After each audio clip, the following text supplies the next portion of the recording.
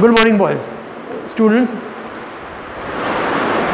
Today आज हम आपको मेकिंग कॉन्स्टिट्यूशन के बारे में बताएंगे, किस तरह से कॉन्स्टिट्यूशन बना।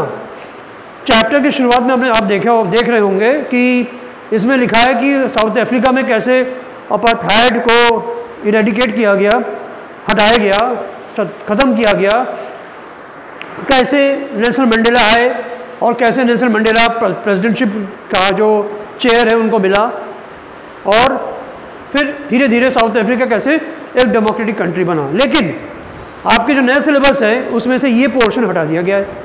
आपको सीधे डायरेक्ट मेकिंग कॉन्स्टिट्यूशन चैप्टर में किस तरह से इंडियन डेमोक्रेसी में हमारे कॉन्स्टिट्यूशन का क्या स्थान है, कैसे बना, वो हम पढ़ेंगे।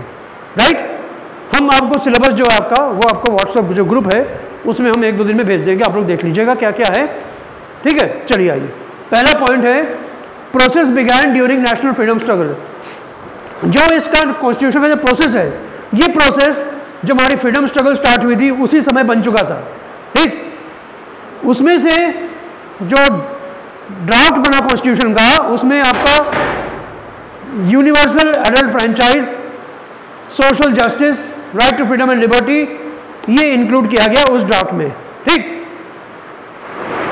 फिर हमारे जो इंडियन लीडर्स थे उन्होंने जो लेजिस्लेटिव असेंबलीज में पार्टिसिपेट किया, वो पार्टिसिपेशन जो उनका एक्सपीरियंस था, वो एक्सपीरियंस भी फ्रेमिंग ऑफ कॉन्स्टिट्यूशन में काम आ गया। फिर जो फ्रेंच रेवोल्यूशन हुआ, ब्रिटिश पार्लियामेंट्री सिस्टम जो बना, bill of rights United states of America का है, इन सब से भी हमने सीख लिया, एक्सपीरियंस लिया, और हमने उस एक्सपीरियंस के बेसिस पे कॉन्स्टिट्यूशन को हमने ड्राफ्ट करना शुरू कर दिया। सबसे बड़ी बात कि ब्रिटिश ने जो हमारे इंडियंस के खिलाफ जो काम किया, जो हमारे राइट्स को उन्होंने डिनाई किया, उसका भी हमने एक्सपीरियंस मिला हमको, और हम उस बेसिस पे ही हम काम करते करते कॉन्स्टिट्यूशन को बनाने शुरू कर दिए, और इन सब चीज़ों को ही हमने डाला कहाँ पे, ड्राफ्टिंग ऑफ कॉन्स्टिट्यूशन में। तो पहला पॉइंट है process began during national freedom struggle. फिर universal adult franchise, social justice, right to freedom and liberty were included in the draft. Participation of legislative assemblies helped Indians in framing the constitution. French revolution, British parliamentary system, bill of rights, और जो British denied the Indians the rights, ये सब चीज़ें जो experience बना वो भी हमने अपने ड्राफ्टिंग में इंक्लूड किया। ये हो गया आपका making of constitution. Next point आता है कॉन्स्टिट्यूएंट असेंबली। ये कॉन्स्टिट्यूएंट असेंबली क्या है? कॉन्स्टिट्यूएंट असेंबली में एक असेंबली है, ग्रुप ऑफ पीपल है हु ड्राफ्टेड द कॉन्स्टिट्यूशन। इसका इलेक्शन जो है जुलाई 1946 में हुआ। B.R. अम्बेडकर जी इसका चेयरमैन बने ऑफ द ड्राफ्टिंग कमिटी। ये कॉन्स्टिट्यूशन को अडॉप्ट किया गया 26 नवंबर 1949 में, इनैक्ट किया गया 1950 में, और जिस दिन इनैक्ट किया गया 26 जनवरी 1950 में, उसी दिन हम लोग अपना रिपब्लिक डे मनाते हैं। ये जो कॉन्स्टिट्यूशन है, जो ड्राफ्ट किया गया कॉन्स्टिट्यूएंट असेंबली, इसमें जो लोग थे, they were the best minds of the nation.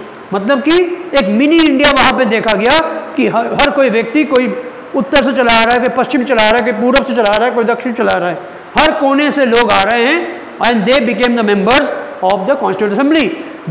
एक बात नोट करिएगा कि यहाँ से ही हमने अपना जो लोग रिप्रेजेंटेटिव्स है उनको चुनना शुरू कर दिया, because these they were representatives from the mini India. ये हो गया आपको कॉन्स्टिट्यूएंट असेंबली। उसके बाद गाइडिंग वैल्यूज क्या क्या थे? महात्मा गांधी जी का जो विजन है ऑफ फ्री इंडिया, उसको हमने यहाँ इनकॉर्पोरेट किया। सबसे इंपॉर्टेंट था इनइक्वालिटी को हटाना, removal of inequality. Bhimrao Ambedkar ji supported this vision, लेकिन उनका जो विजन है it was a bit different from Mahatma Gandhi. Philosophy क्या था? Value inspired and guided for freedom struggle.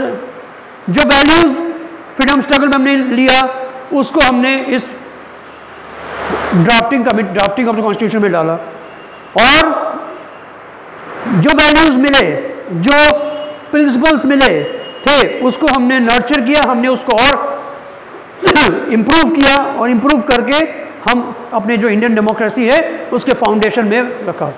ठीक, ये हो गया आपका मेकिंग ऑफ कॉन्स्टिट्यूशन। इस constitution assembly, guiding values, philosophy. Next part of this video जो है वो आपका फंडामेंटल राइट्स में आएगा, वो इसके बाद आप देखिएगा। Thank you so much.